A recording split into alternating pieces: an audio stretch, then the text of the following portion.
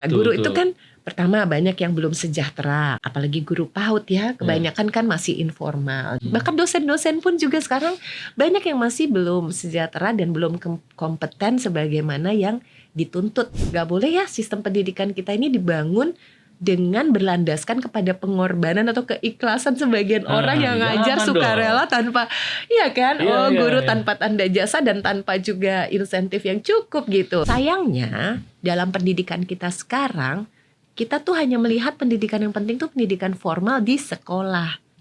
Padahal kan orang tua juga perlu pendidikan sepanjang hayat. Kita tuh sering tidak memahami gitu sebenarnya kebutuhan anak apa, masalah yang mereka hadapi apa. Mungkin mereka juga mengalami kesehatan mental yang terancam ya. Gue banyak riset tapi gak dipakai gitu. Iya emang, aku kan juga 20 tahun sebenarnya jadi researcher sebelum jadi politisi. Tapi hasilnya itu apakah digunakan atau tidak, itu hal lain tuh. Risetnya bagus. Kadang-kadang kan kalau zaman dulu mungkin ada riset-riset dalam tanda kutip pesanan. Jadi tidak independen, seolah-olah semua bagus. Nah ini gak boleh lagi.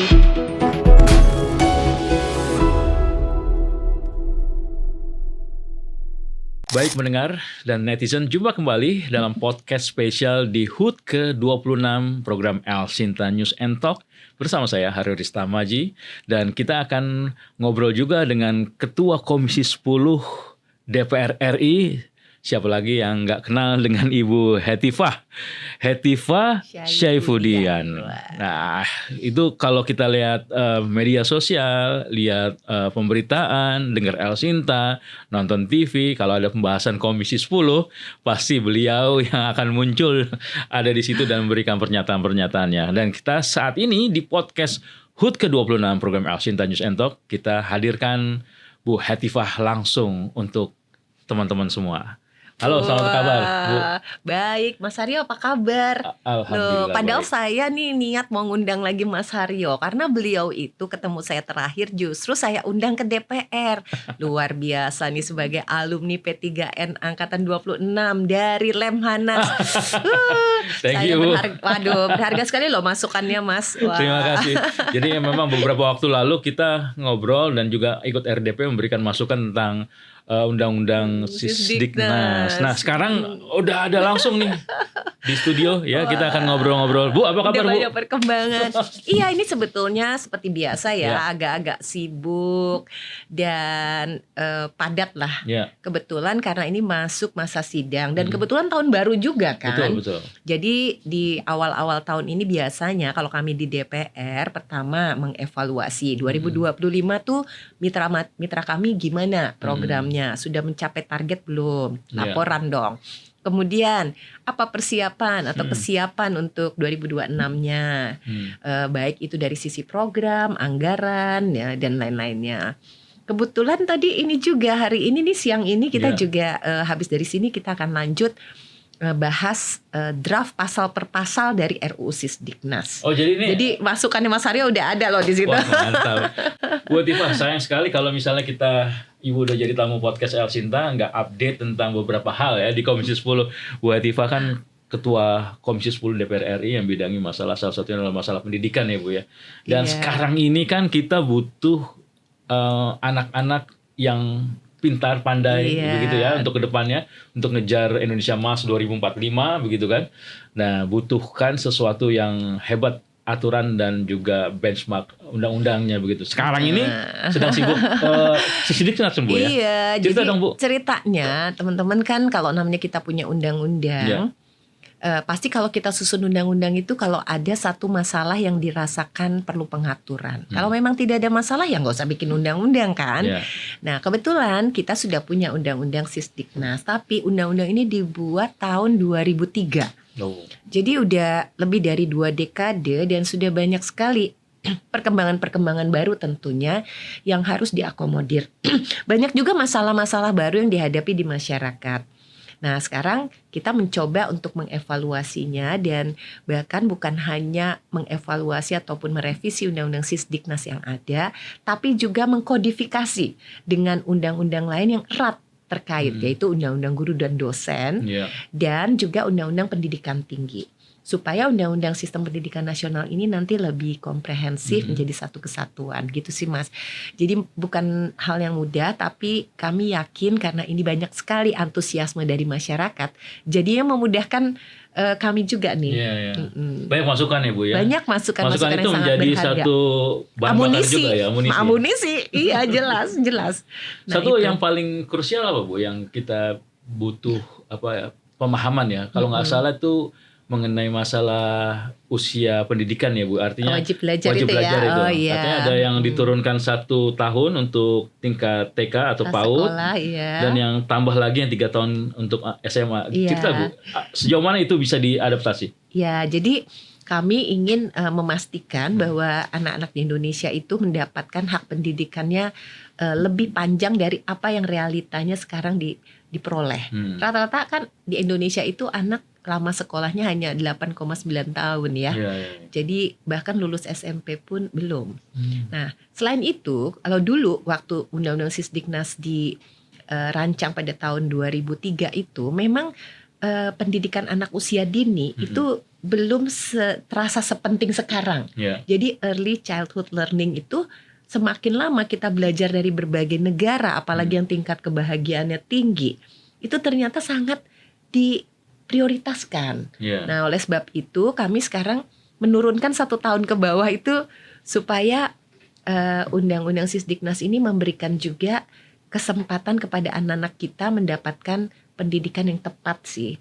Karena anak-anak itu bukan hanya supaya mereka pintar atau berpengetahuan sesuai dengan undang-undang dasar yang mengamanatkan bahwa kita itu ingin membuat anak-anak kita itu tentunya ya selain tentu saja cerdas ya, tapi juga beriman, bertakwa dan berakhlak mulia. Nah, masalah-masalah karakter ini yang sekarang juga perlu kita tegaskan kembali. Bagaimana juga soft skill yang dirasa penting untuk era kekinian. Itu diadaptasi di undang-undang? Iya, karena gini ya Mas ya, misalnya sekarang dengan era digitalisasi aja, mungkin hal-hal yang dulu diajarkan tidak lagi mengakomodir kepentingan ataupun kebutuhan anak-anak ya. Dari mulai cara berkomunikasi ataupun penggunaan katakanlah teknologi. Mungkin ini jadi sangat penting kan, literasi teknologi. Nah, nanti juga berkonsekuensi ke guru nih. Nah, guru itu kan pertama banyak yang belum sejahtera. Apalagi guru PAUD ya, kebanyakan kan masih informal. Jadi mereka mungkin tidak mendapatkan kesejahteraan yang bahkan cukup untuk bisa kebutuhan hidup mereka sehari-harinya. Bagaimana update ya Bu ya?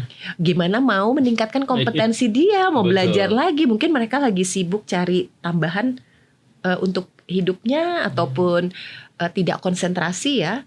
Nah, termasuk juga guru-guru di level jenjang pendidikan SD, SMP, SMA. Bahkan dosen-dosen pun juga sekarang banyak yang masih belum sejahtera dan belum kompeten sebagaimana yang dituntut oleh tentu saja keinginan kita ya di dalam membina ataupun mengasah anak-anak kita. Jadi RDB banyak dosen yang curhat juga ya Bu ya? Banyak sekali dosen-dosen yang curhat gitu. Saya juga agak surprise sih karena sesungguhnya dosen ini kan dulu saya juga bercita-cita jadi dosen sih sebenarnya, bukan jadi politisi. Karena dosen itu memang mulia ya, dan kita tuh menurut saya memang harus memberikan kesempatan misalnya dosen untuk sekolah setinggi-tingginya. Dan sekarang masih banyak loh dosen di Indonesia yang bahkan belum S3. Masih sedikit dari mereka yang mendapatkan kesempatan untuk riset-riset yang berkualitas dan berkelanjutan misalnya seperti itu. Dan itu diakomodir di Undang-Undang Sisdiknas. Iya, jadi kami ingin memastikan gitu guru-guru itu pertama kepastian status atau kejelasan. Karena sebenarnya nggak boleh ya sistem pendidikan kita ini dibangun dengan berlandaskan kepada pengorbanan atau keikhlasan sebagian orang yang ngajar sukarela tanpa guru tanpa tanda jasa dan tanpa juga insentif yang cukup gitu. Ngajar hobi gitu.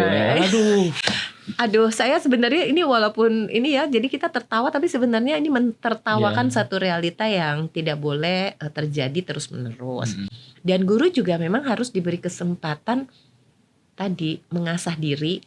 Kan sekarang ya masa anak-anak lebih jago dari mereka ya soal penggunaan teknologi di dalam pembelajaran. Nah, mereka kan harus juga diupdate terus dengan perkembangan ilmu dan pengetahuan yang baru. Jadi harus ada kesempatan yang diberikan, misalnya sekolah lagi Ya. atau training secara Nah, berkelanjutan itu penting Ibu. gitu. Dan yang ketiga yang sering banyak keluhan itu pelindungan. Kan dari Elsinta tuh sering tuh minta Ya. saya jadi Narasumber. narasumber terkait bullying. Ternyata bullying itu tidak hanya dialami oleh anak dengan sesama teman, tapi juga bahkan guru menjadi korban, termasuk kriminalisasi.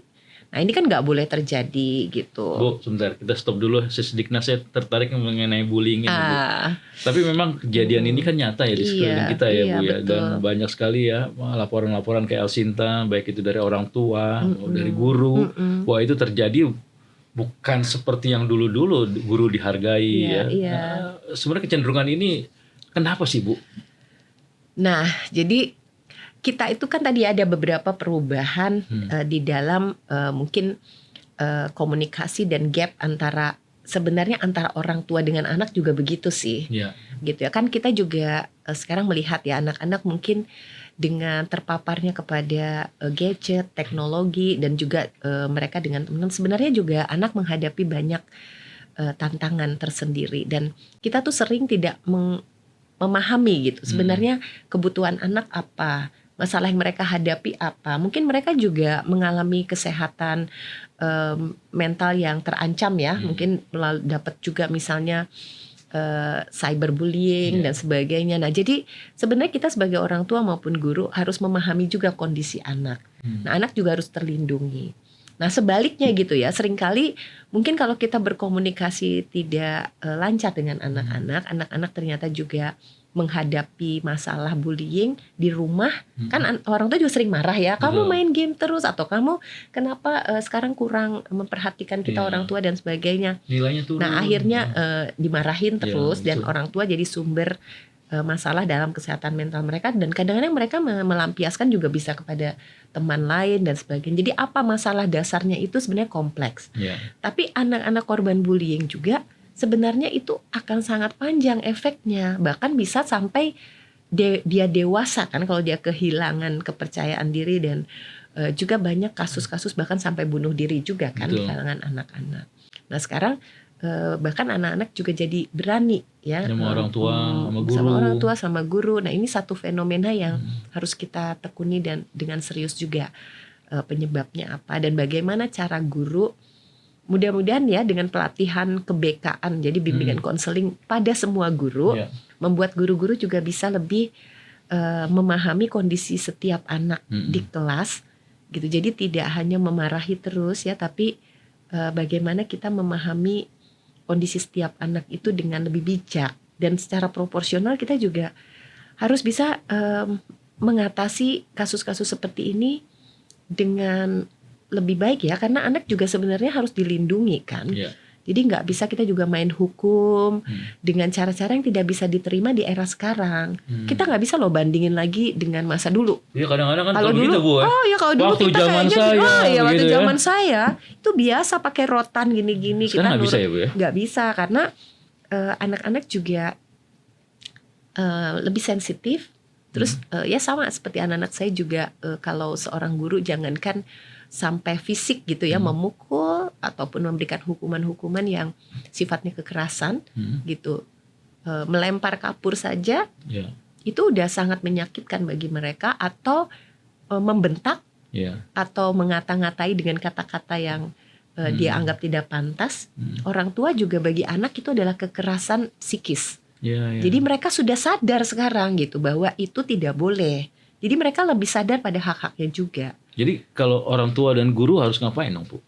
Orang tua dan guru juga menurut saya harus juga meningkatkan tadi kan pengetahuan dia tentang parenting di era kekinian. Bagaimana berkomunikasi dengan anak, bagaimana berkomunikasi dengan murid, gitu.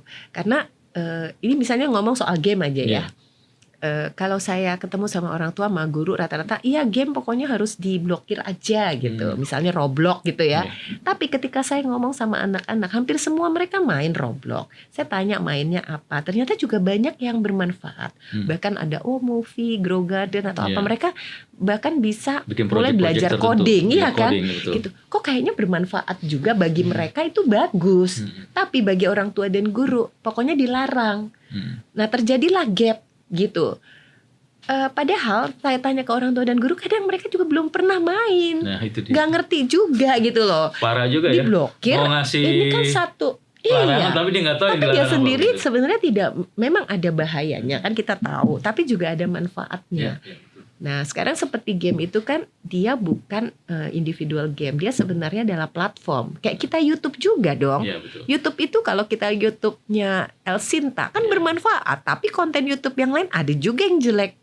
Nah inilah kepandaian kita untuk membuat anak-anak itu Jadi meliterasi orang tua dan anak itu penting. dua-duanya kalau Dua-duanya. menurut saya. Kalau enggak tuh terjadi gap yang besar dan disitulah mulai ada tensi ya.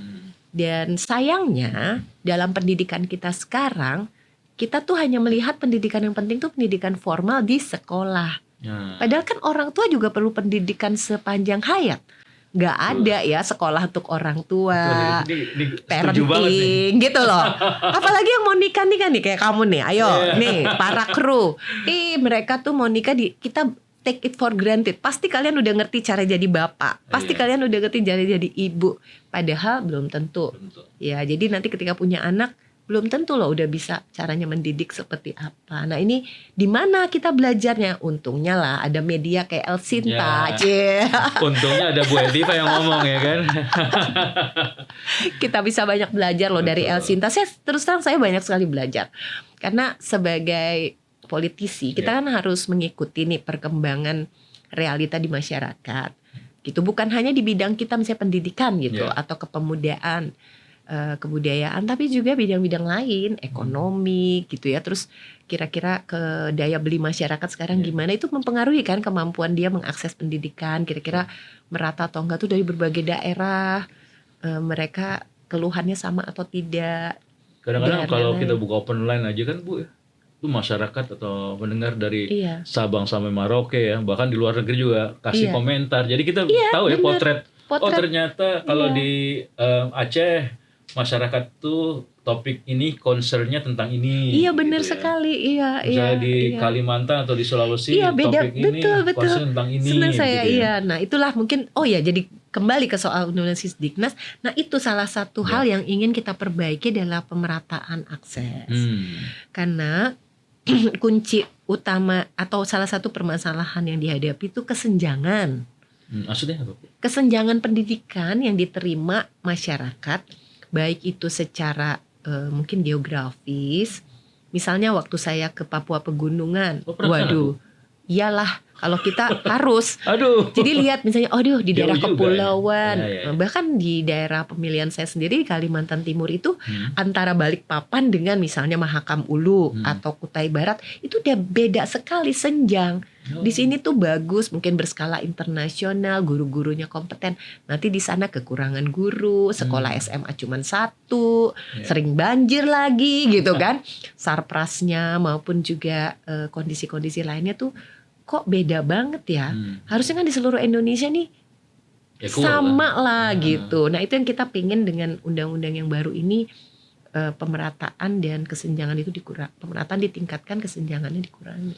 Kalau kesejahteraan guru, dosen itu kira-kira make sense Bu ya, bisa dipenuhi di undang-undang ini. Kira-kira standarnya yang apa? Yang standar gimana sih Bu itu? Iya, menarik sih. Sebetulnya masukan dari teman-teman dari Lemhanas, seingat saya, bahkan harusnya guru itu minimal diberikan satu penghargaan 5 kali lipat dari upah minimum. Iya kan? Betul. Saya ingat tuh sampai karena sekarang banyak guru yang bahkan untuk level kebutuhan hidup minimumnya saja belum terpenuhi. Gitu. Nah, sementara guru itu kan profesi yang sebetulnya ya harus benar-benar orang yang terbaik yang ada di situ, karena mereka yang menjadi kunci atau fondasi keberhasilan anak-anak kita ke depan. Anak-anak ke depan ya. Iya. Betul. Nah, jadi nanti sebenarnya kalau susahnya kita ya sebagai policy maker, konsekuensinya apa gitu. Jadi kita ingin membuat satu pengaturan yang baik, ideal, tapi juga yang realistis atau bisa dilaksanakan. Mungkin ini bagus, ideal, tapi kemampuan kita seperti apa? Nanti kita bikin perhitungannya sih, bikin simulasi dan sebagainya. minimal sih menurut saya harus memenuhi kebutuhan hidup minimal. Ya. Kemudian tadi memberi kesempatan untuk peningkatan kompetensi secara berkelanjutan dan terlindungi secara hukum khususnya ya. Itu 3 hal yang harus kita perjuangkan. Dan kalau mereka tadi meningkatkan kompetensi itu kan misalnya lewat sertifikasi dan apa tuh harusnya langsung juga berkonsekuensi kepada kesejahteraannya. Jadi begitu dia Nyambung, meningkat kompetensinya, pendapatannya meningkat. Iya. Tuh, jadi biar semangat dong belajar laginya Iya, gitu. tinggal nanti kalau jurnalis kemana ya? Biar ada apa namanya? Oh, jurnalis peningkatan juga juga ya? dong sebagai profesi ya kan? Profesi. Iya, jurnalis juga Harus harusnya nih dilindungi kayaknya, betul kan? profesinya. Jadi kita dorong nih Komisi 10, Bu. Kalau nggak salah Komisi 10 juga membawahi BRIN ya, Bu. Betul. Nah, ini BRIN banyak PR-nya juga kan. Nah, kacamata Komisi 10 gimana, Bu, untuk karena kan ke depan kita punya bonus demografi ya kan, Indonesia Emas, terus juga Pak Prabowo bilang 2029 pengennya 8%, begitu kan. Ini kan harus ada sesuatu yang apa ya? Riset yang bagus lah begitu ya untuk digunakan di masyarakat, di segala instansi gitu. Gimana perspektif Komisi 10? Kalau dari sisi media kan pasti ya, kenapa media seperti El Sinta ini bisa digemari, itu kan karena memberikan data dan informasi kan. Nah, jadi sebenarnya policy maker itu wajib menggunakan data dan informasi untuk membuat kebijakan publiknya. Persis. Itu, tapi kalau semata-mata datanya itu data aktual sesaat yang real time saja kan tidak cukup. Kalau untuk policy, public policy, harusnya ada data yang ya kan, yang lebih komprehensif, berbasis hasil riset yang longitudinal dan juga ada analisa yang mendalam. Persis. Gitu. Sebenarnya radio juga dengan medsos juga udah beda. Radio juga analitis dan lebih dalam sebenarnya. Tapi kan kita kalau untuk policy maker pasti lebih dalam lagi. Nah, itulah pentingnya mengapa riset harus dilakukan. Makanya ini punya PR-nya Bu, luar biasa kan. Kalau riset kan artinya di BRIN itu bukan hanya masalah teknologi kan Bu. Iya, nah inovasi riset kan? Dan inovasi loh itu. Betul. Jadi menarik ya waktu rapat terakhir dengan Kepala BRIN di 2026 ini, baru-baru ini. Jadi selain riset, ya tentu saja ekosistem ataupun ya bagaimana ekosistem inovasi itu yang harus dikembangkan di Indonesia. Jadi bukan semata-mata SDM-nya lebih inovatif, tapi memang secara keseluruhan kan orang untuk berinovasi itu, apalagi di lembaga-lembaga pemerintahan, itu seringkali tersendat lah gitu ya oleh aturan-aturan yang sifatnya mungkin tadi birokratis gitu, terlalu mengikat. Jadi orang tuh takut nanti jadi temuan atau apa dan sebagainya, nanti kena kasus hukum. Padahal maksudnya inovasi, betul. Gitu. Padahal dalam pelayanan publik atau apapun kan harusnya tetap ada terobosan-terobosan. Nah, jadi di BRIN ini bukan hanya terkait inovasi teknologi sih, dia sebenarnya inovasi dalam berbagai aspek gitu yang harus diadopsi oleh berbagai kementerian dan lembaga. Jadi saya pikir BRIN itu akan sukses kalau pemerintah dan berbagai lembaga yang ada di pemerintah itu menggunakan hasilnya. Jadi bukan ada banyak hasil riset, ada banyak researcher, itu kan output sementara. Tapi apa pengaruhnya? Nah itu sih kayaknya harus ada. Itu curhatnya BRIN begitu ya Bu ya? Ini gue banyak riset tapi nggak dipakai. Gitu. Iya emang, aku kan juga 20 tahun sebenarnya jadi researcher sebelum jadi politisi ya kan. Jadi merasakan sekali gitu. Pertama kita butuh realita di masyarakat seperti apa. Makanya perlu ada riset yang realita. Tapi hasilnya itu apakah digunakan atau tidak, itu hal lain tuh. Risetnya bagus. Kadang-kadang kan kalau zaman dulu mungkin ada riset-riset dalam tanda kutip pesanan. Jadi tidak independen, seolah-olah semua bagus. Nah ini nggak boleh lagi. Harus BRIN itu bisa mengemukakan apapun realita yang ada kan di tengah-tengah masyarakat. Dan setelah itu solusinya apa? Itu bisa dijadikan referensi tuh hasil risetnya.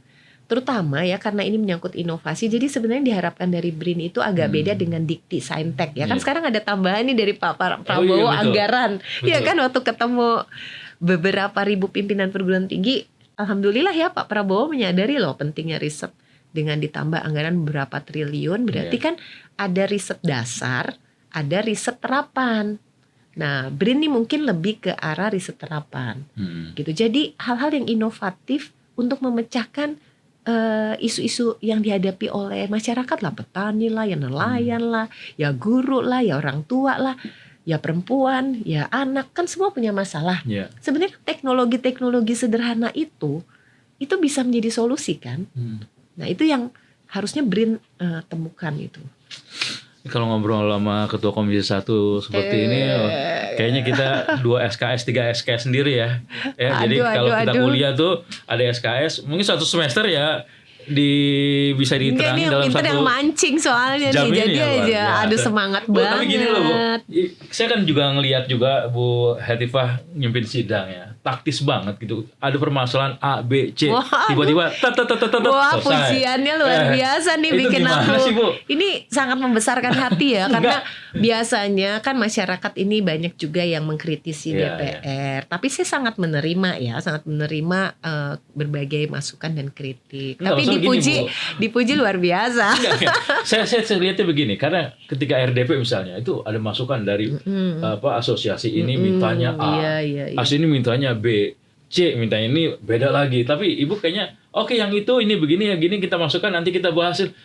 Terus orang-orang yang kasih masukan itu ya nggak no comment gitu ya, artinya bisa direduce dengan satu konklusi yang bagus gitu. Prinsipnya kan gini, prinsipnya pertama kita memang membutuhkan partisipasi yang bermakna. Berarti kan semua tuh harus didengar dulu. Kuncinya tuh itu ya. Kuncinya. Jadi beri kesempatan sebesar-besarnya kepada semua pihak yang ingin mengartikulasikan sesuatu, apakah itu keluhan, harapan, bahkan kadang-kadang solusi kan yang mereka berikan. Betul. Jadi kita dengar aja dulu gitu. Nah, yang sering terjadi itu kan pasti mungkin satu komunitas atau satu kelompok atau satu pihak dengan pihak lain bisa saja berbeda pendapat. Termasuk di internal kami, kan kami juga ada fraksi yang berbeda, latar belakang setiap anggota juga berbeda. Mungkin juga punya perbedaan pendapat. Nah, jadi setelah proses deliberatifnya dilakukan, semua brainstorming gitu kan, baru nanti kita mana yang kira-kira kita udah sama itu dulu. Kalau kita udah sama kan enak diketok-ketok dulu ya. Iya. Jadi udah diterima ini, toh gitu kan. Nah, nanti kalau ternyata ada yang berbeda, nah kita kadang-kadang harus out of the box gitu. Kalau orang misalnya ngotot saya maunya A, saya maunya B. Nah, berarti kita harus bisa cari rumusan A aksen atau B aksen atau bahkan C gitu kan. Yang kira-kira kedua belah pihak merasa itu adalah bentuk kompromi yang paling bisa diterima. Nah, itu tuh caranya ya, luar biasa. Tapi prakteknya sih saya juga selalu kesulitan kok, maksudnya belajar terus gitu. Nggak pernah merasa pasti bisa melakukan rapat tuh jadi selalu harus siap dengan berbagai kemungkinan. Bahkan juga sering deadlock juga ada gitu kan. Kalau deadlock ya udah kita skors dulu. Biar adem dulu. Itu cara juga ya? Iya, kalau kita udah panas ya kita skors. Nanti kalau skors kan baru kita nanti melakukan lobby misalnya lebih dengan pendekatan yang lebih ke keluargaan, musyawarah. Baru nanti rapat dilanjutkan lagi. Misalnya seperti itu. Nggak jauh sebenarnya kayak penyiar juga ya. Gitu ya. Kalau penyiar tuh kita kalau kayak seperti susahan ini. Jadi penyiar atau susahan jadi DPR ya? Kayaknya sama-sama susah. Samanya mendengar. Jadi memang paling susah proses mendengar itu kan. Kalau kita interview kan. Kadang-kadang kita pengen nanya aja. Tapi pinter nanyanya loh. Nanya itu nggak gampang kan? Iya, karena mendengar, Bu. Terus jagonya dia probing. Nanya satu terus kita jawab satu ditanya lagi gitu ya, nyambung menyambung, itu susah juga ya, tuh. Itu kita belajar juga dari Bu Hetifah lah ya. Jadi Bu di akhir wawancara ini kira-kira apa ya pesan Ibu untuk pendengar El Sinta, netizen El Sinta, karena kita siarannya bukan hanya di radio tapi juga di media sosial. pesen deh Bu, kasih ke kita-kita semua ini, kira-kira apa yang perlu disiapkan ya, khususnya di bidang pendidikan tadi, Iya. ataupun di bidang-bidang lain yang memang concern dari Komisi 10 ini, supaya kita punya oleh-oleh juga nih abis nonton, dengarkan wawancara ini, oh ya gue harus begini. Gitu Iya, saya tuh merasa bahwa media seperti El Sinta ini merupakan alat untuk pencerahan, bukan untuk perpecahan. Nah, saat ini kita tuh sering dihadapkan kepada situasi yang mengarah kepada perbedaan pendapat, yang tadi ya mengarah kepada kemungkinan-kemungkinan adanya perpecahan gitu ya di antara misalnya antara masyarakat dengan pemerintah, antara pemerintah dengan DPR dan sebagainya. Bukan berarti kita tidak boleh kritis, justru harus kritis. Tetapi dengan media yang ada ini, jadikanlah ini media pencerahan. Supaya kita tadi ada perbedaan pendapat itu, ketika kita mendengar pendapat orang lain, bisa jadi justru kita yang akan berubah pikiran. Karena mendengarkan sesuatu informasi yang mungkin belum kita ketahui sebelumnya. Jadi kami sangat berharap kami di DPR juga bisa memberikan berbagai informasi yang terkini, terbarukan kepada publik melalui El Sinta, dan sebaliknya teman-teman juga para pendengar dan juga pemirsa bisa memberikan kami masukan, saran, pertanyaan, kritikan pun boleh gitu ya, di dalam upaya kita bersama-sama membuat baik itu legislasi, anggaran maupun juga fungsi pengawasan kami berjalan baik. Luar biasa, kita berharap DPR kita terus bisa mendengarkan suara rakyat, Ya, terima kasih. mendengarkan sesuatu masukan-masukan dari rakyat, sehingga apa yang dicetuskan, apa yang diputuskan sesuai dengan keinginan rakyat. Terima kasih sekali. Iya, terima kasih ya atas kesempatannya. Demikian tadi wawancara saya dengan Ibu Hetifah, Ketua Komisi 10 DPR RI, dalam rangka HUT ke-26 program El Sinta News and Talk. Saya Harun Istamaju ucapkan terima kasih beserta kru yang bertugas. Kita ketemu di lain kesempatan dengan wawancara yang berbeda. Sampai jumpa.